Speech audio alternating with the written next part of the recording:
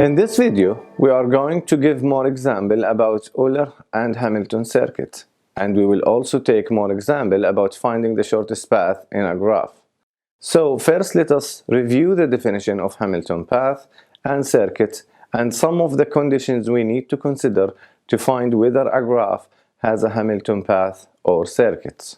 A Hamilton path of a graph or digraph is a path that contains each vertex exactly once, except that the end vertices may be the same. A Hamilton circuit or cycle is a Hamilton path that is a cycle. Contrast to this with an Euler circuit which contains each edge exactly once. Now we are trying to review those concepts and we link them to the traveling salesperson problem. Figure 1 shows graphs with Hamilton path but not Hamilton circuit. As you can see from the figure, we have a Hamilton path in both graphs, but we cannot end up in the same vertex in both graphs. Two vertices V and W of a graph G are adjacent if there is an edge E, which is basically V and W joining them. The vertices V and W are the incident with such an edge E. Also E is incident on V and W. Two distinct edges E and F are adjacent if they have a vertex in common, as you can see from the figure. Back again to the traveling salesperson problem. To visit every vertex of a graph G only once by a simple cycle. Such a cycle is called a Hamilton circuit. If a connected graph G has a Hamilton cycle, G is called a Hamiltonian graph. A Hamilton cycle or path in G will be a subgraph of G. Enough edges, then G has a Hamilton circuit. Add a red edge between them as shown in the figure. In this graph, the number of vertices is 7. The degree of B plus the degree of C greater than or equal n minus 1.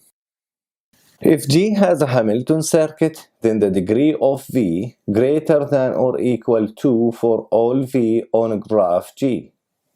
If the degree of V equal 2, then both edges incident on V are in Hamilton circuit.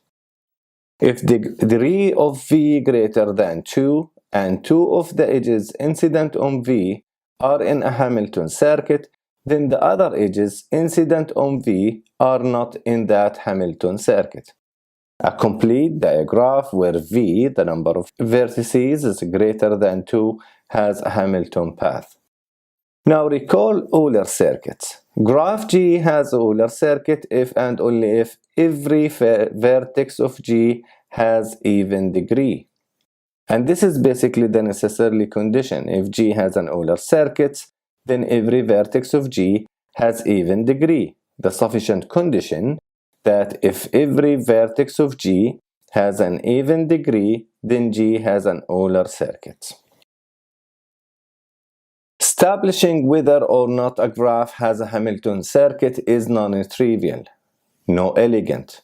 The characterization of a Hamilton circuit exists. Although several necessary or sufficient conditions are known, sufficient conditions usually require enough edges.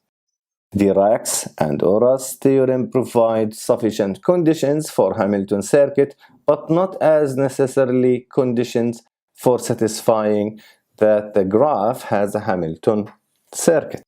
In a graph G, two vertices are adjacent if they are joined by an edge. If each vertex of a connected simple graph with n vertices where n greater than 3 is adjacent to at least n divided by 2 vertices, then the graph has a Hamilton circuit. And this is basically Dirac's theorem we discussed before. So consider the graph shown in figure 3 where n equals 7. Now n divided by 2 equals 3.5.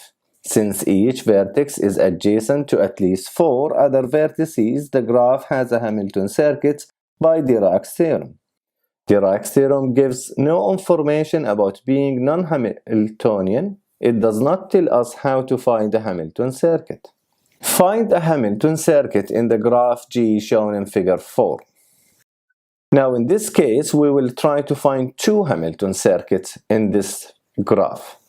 So first, let us start by going from D to A, then to E, then to B, then to G, and then we go to C, then to H, and then to J, and then to F, and then to I, and then we go back to D. So this is the first circuit we find in the graph. Can we find another Hamilton circuit in the same graph? Yes, we can. So first we go from A to B, and now note that while vertices A and B were one previous Hamilton circuit, the edges A and B was not. So the vertices were involved, but the edge between them was not involved in the previous circuits. So we go from A to B, and then to C, and then to G, and then to H, and then to J, and then to F, and then to E, and then to I, and then we go back to D, and finally we land at A. Now in this figure we have both solutions displayed so you can have a comparison between them, so you understand what is the difference between the two Hamilton circuits in this graph. Now let us make a link between the use of Hamilton circuits to solve the traveling salesperson problem for the graph shown in figure 5 by finding the total weight of all Hamilton circuits and determining a circuit with minimum total weight. First, we make a table similar to table 1 shown in the slide. Thus, we see that the circuits A, B, E, C, D, and A, and the circuit A, B, E, D, C, A, or the same circuit starting at some other point but traversing the vertices in the same or exactly opposite order, are the ones with minimum total weight. I wish you have understood both Hamilton circuits